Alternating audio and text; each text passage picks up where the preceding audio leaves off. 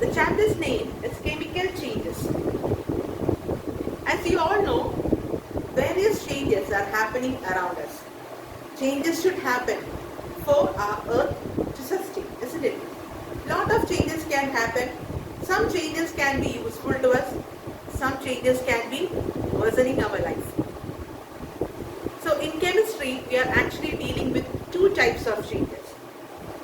Physical changes and chemical changes. Just look around your home. You can find a lot number of changes that is happening around you. Burning of wood, cooking vegetables, isn't it? Burning of incense stick, a seed germinating, a paper burning. Lot of changes can happen.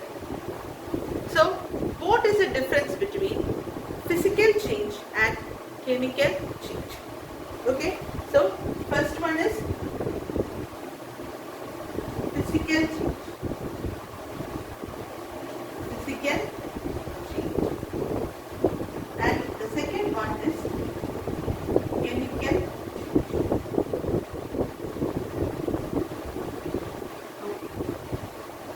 So, we have studied in smaller classes the difference between physical change and chemical change. So if I'm asking you, can give us a lot of definitions, lot of examples regarding physical and chemical changes.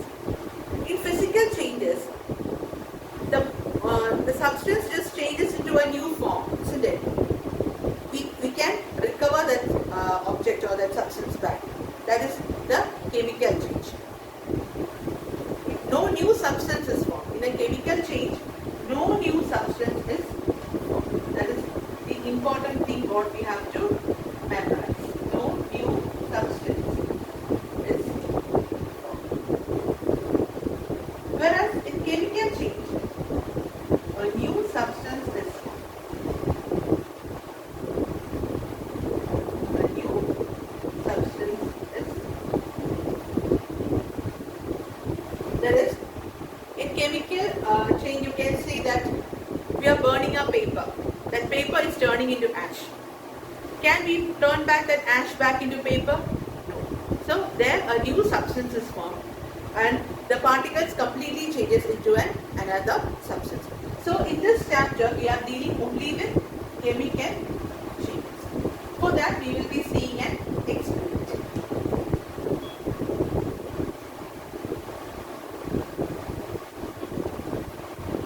Okay. So here I am taking two beakers. Okay, we can name it as a beaker A and beaker B. And I am filling 3/4 with water. 3/4 with water in both the beakers. Okay, in both the beakers I am taking water. In one of the beaker I am adding sodium. Okay, in one of the beaker I am adding sodium. What is the symbol of sodium? Na. I am putting sodium in the water.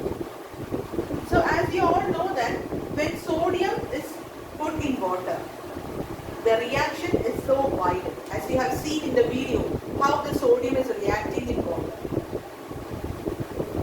What happens? The sodium catches fire in water because the reaction is so vigorous. Okay, so I am writing the equation here. Sodium, then it is reacting with water. Now I am going to discuss about the product. After sodium has completely reacted in water, I am adding a substance named phenolphthalein. Phenolphthalein. Okay, phenolphthalein is a purple colored substance. And I am adding that phenolphthalein to both the beakers. Both of them. So when I have added this to phenolphthalein, there is no change. Okay, no change. But when I have added the phenolphthalein to this beaker, where the sodium has reacted with water, it's changed into pink color. Okay, it changed into pink color. So from that I understood that what we have can come to a conclusion. Sodium has reacted with water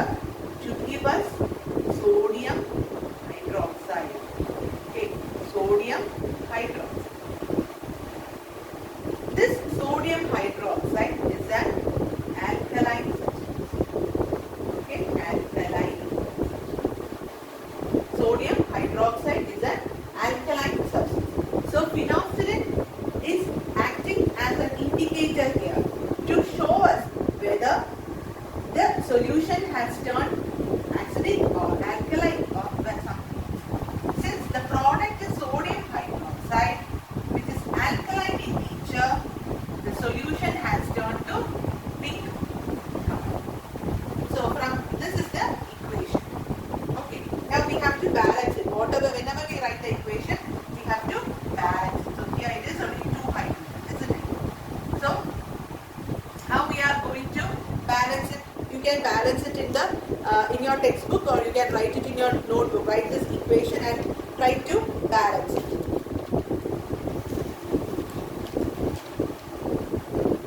Okay.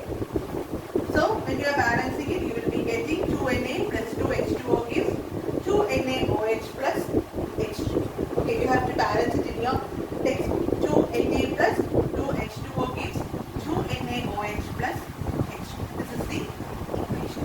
So from this reaction, one thing we have understood, that is sodium is a metal.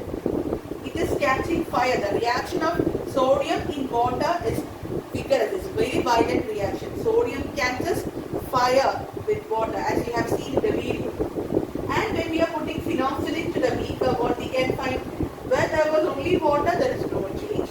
But when I added phenolphthalein to the beaker where there is sodium, it changed into pink color. Why? Because sodium has reacted with water to give us sodium hydroxide and hydrogen. And this sodium hydroxide is alkaline.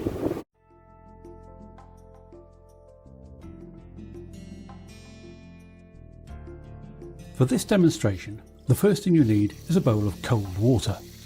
It is very important that the water is actually cold. If in any doubt, add a few ice cubes to cool it down.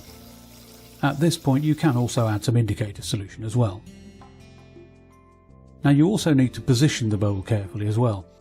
Ideally use 2 safety screens like this to protect both the demonstrator and the audience. If you only have the one safety screen, you can position it next to a wall instead. Once all that's in place, you need to cut a small piece of sodium. Despite being a metal, sodium is soft enough to be cut easily with a knife, or in this case a scalpel. Cut a small piece and return the rest of the sodium to the bottle. Replace the lid and then remove the excess oil off the piece of sodium with some paper towel.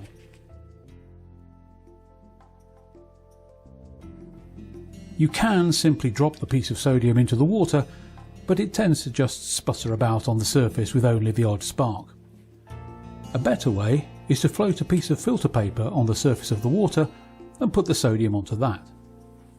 As you can see, it initially melts and then catches fire with the characteristic orange-yellow flame of sodium.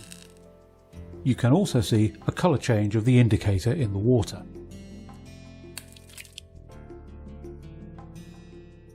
You get a better view of that here. This time the metal was dropped directly into the water.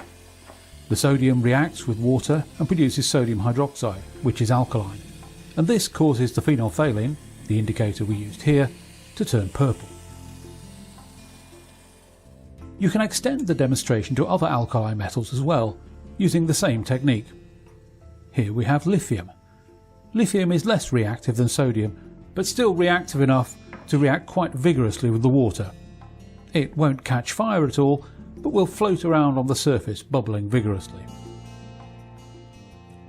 You can also try potassium. This is more reactive than sodium and will rapidly catch fire, burning with its characteristic lilac flame.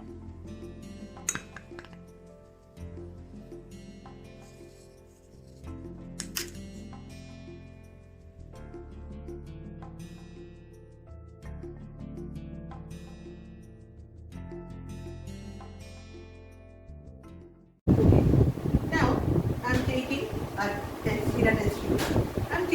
magnesium. Okay. As you all know, magnesium is a metal, isn't it? This magnesium, I'm adding hydrochloric acid, dilute hydrochloric acid. Okay, we are adding dilute hydrochloric acid. Now,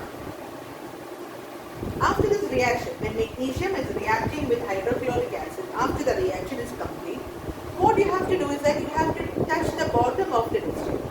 You can find that the test tube is very hot. We are not able to touch it, it's a bit hot.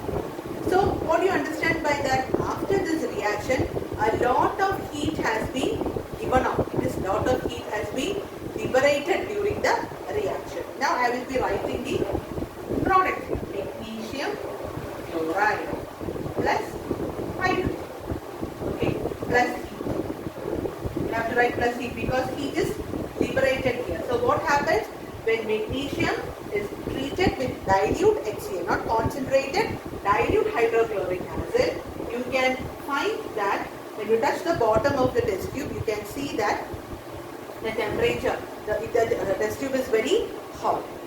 And the gas liberated is hydrogen. Okay. So, does anyone know how we can find out during a reaction? How we can find out whether the liberated gas is hydrogen or not? Yes. If you place a burning splinter or a burning incense stick on the mouth of the test tube, if that gas is burning, if that fire is burning with a pop sound, okay, then you can conclude that the gas liberated is hydrogen. So here you can write, we have seen this thermochemical reaction. What is thermo? Something related to temperature, something related to heat, isn't it? So here you can see this, during this reaction, what happens? Heat is liberated and that hydrogen gas is also liberated during the reaction. Okay, so when a metal is reacting with hydrochloric acid, an acid, what happens? Hydrogen gas is liberated along with a large amount of heat. Okay, so that's all for this week. Thank you all. In this reaction, we're going to look at the reaction between magnesium and hydrochloric acid. And you can see this is a magnesium tape. It's like a metal ribbon, and I've just cut it up into little pieces, but you can see here it's kind of silvery, it's kind of gray. It's soft and bendy, you can bend it no problem. And I'm going to add one of these little pieces into my test tube of hydrochloric acid. So there I've got one piece. Here's my hydrochloric acid. Let's see what happens when we drop that in there.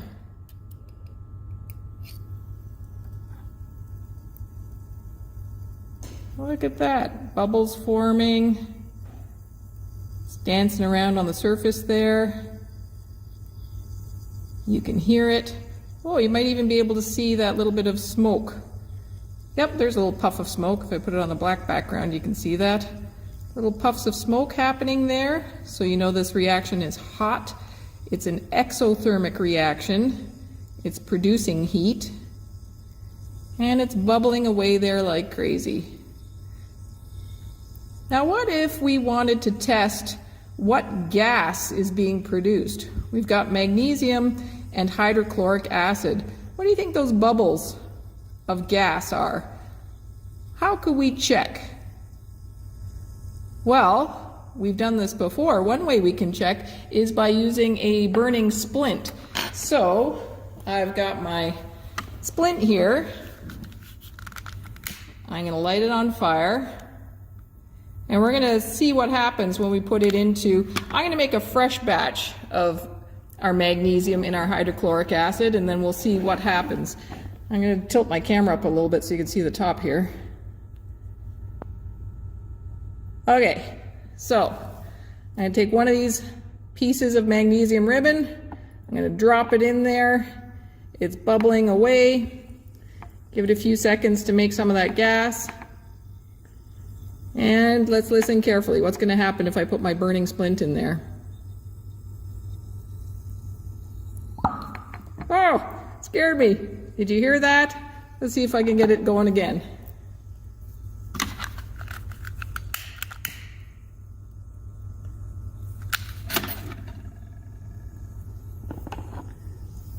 Ready? Listen carefully.